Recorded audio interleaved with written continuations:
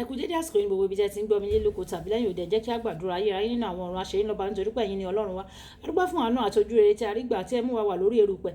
A sì dúpẹ́ nítorí ìwé mímọ́ sọ pé ẹ̀yin yóò ṣàánú fún àwọn tí ẹ ṣàánú fún. A dúpẹ́ nítorí pé ẹ kà wá mọ́ àwọn tí ẹ ṣàánú fún àti àwọn tí ẹ yọ́nú sí o.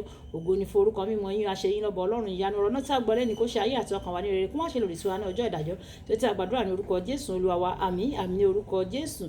Èní ọjọ́bọ̀ ọjọ́ 14 oṣù kejìlá. Àkòrí tí a ó gbéyàwó sọ wípé Ọlọ́run ní ààyò, Ọlọ́run ní ààyò. Àkọ́sórí wa la mú nínú ìwé Róòmù orí 9 ẹsẹ̀ 13. Ìwé Róòmù orí 9 ẹsẹ̀ 13. Gẹ́gẹ́ bí a ti kọ pé Jákọ́bù ni mo fẹ́ràn ṣùgbọ́n Ísọ̀ ni mo kórìíra. Nígbà tí a mú Bíbélì kíkà wa bákan náà nínú ìwé Róòmù orí 9 ẹsẹ̀ 10 dé 16.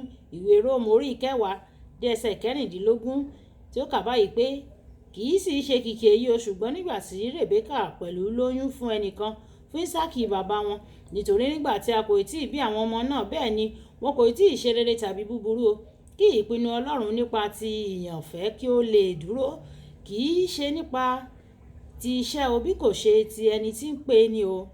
A sì sọ fún un pé ẹ̀gbọ́n yóò máa sin àbúrò. Gẹ́gẹ́ bí a ti kọ pé Jákọ́bù ni mo fẹ́ràn ṣùgbọ́n Ísọ̀ ni mo kórìíra. Ǹjẹ́ àwa yóò ha ti wí àìṣòdodo a wà lọ́dọ̀ Ọlọ́run bí? Kí a má rí, nítorí ó ti wí fún Mósè pé èmi yóò ṣàánú fún ẹni tí èmi yóò ṣàánú fún, èmi yóò sì yọ́nú fún ẹni tí èmi yóò sì yọ́nú fún. Ǹjẹ́ bẹ́ẹ̀ ni kì í ṣe ti ẹni tí ó fẹ́ o, kì í sì ṣe ti ẹni tí ń sáré o, bí kò ṣe ti Ọlọ́run tí ń ṣàánú. Kí Olúwa kó bùkún kíkà àti gbígbọ́ ọ̀rọ̀ rẹ̀ wáyé. Tẹ́tí bẹ̀rẹ̀ jẹ́ láti gbọ́n tí olùṣọ́ àgùntàn Enoch Adeboye ní fún wa ní èní ọjọ́bọ̀. Tí o bá wo àwọn àpọ́stélì Olúwa, wà á rí i pé àwọn 12 ni, ṣùgbọ́n àwọn 3 kan wà o tí wọ́n súnmọ́ gbọ̀ngbọ̀n. Ọ̀kan sì tún wà lára wọn tí à ń pè ní olùfẹ́. Àwọn 3 tó wà nínú tó súnmọ́ jù yìí ni ààyò Jésù Kristi, ó sì máa ń mú wọn lọ sí ibi gbogbo tó ń lọ.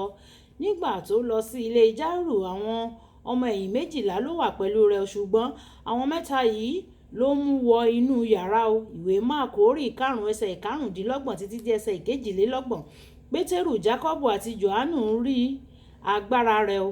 Wọ́n rí bí ó ṣe ṣe iṣẹ́ ìyanu tí ó jẹ́ ọmọbìnrin tó kú dìde, nígbà tí àwọn yòókù kàn fi etí gbọ́ nípa rẹ̀ ni.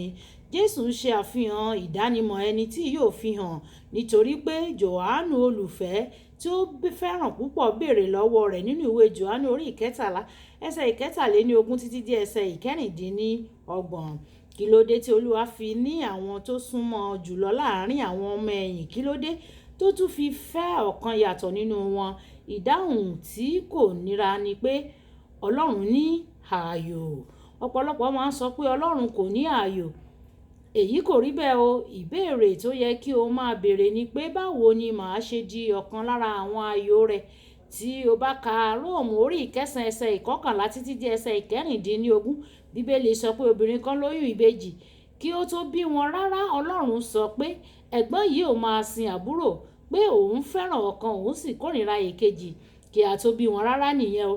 Ó sọ pé òun yóò ṣàánú fún ẹni tí òun yóò ṣàánú fún, àti ojú rere fún ẹni tí òun yóò ṣe ojú rere fún.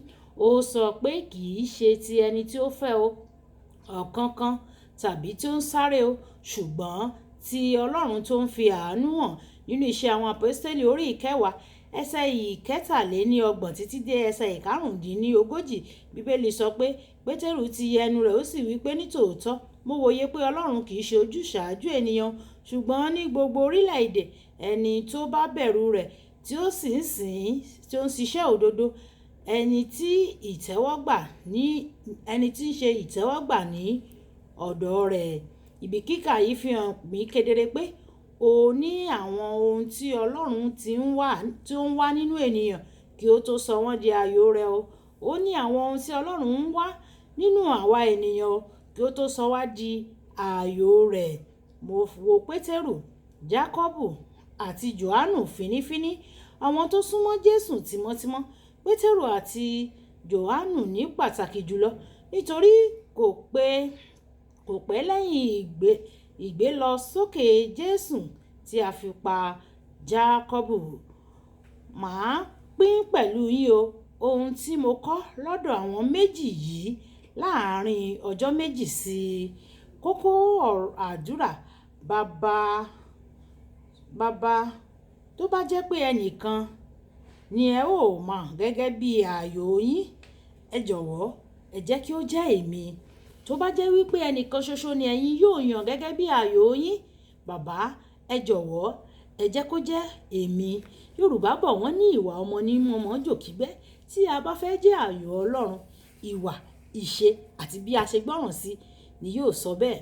Olúwabùkọ́lá Ayakó ni orúkọ mi. Nígbà tí a máa pàdé lọ́la, ìpàdé wa bí oyin ó dàbọ̀.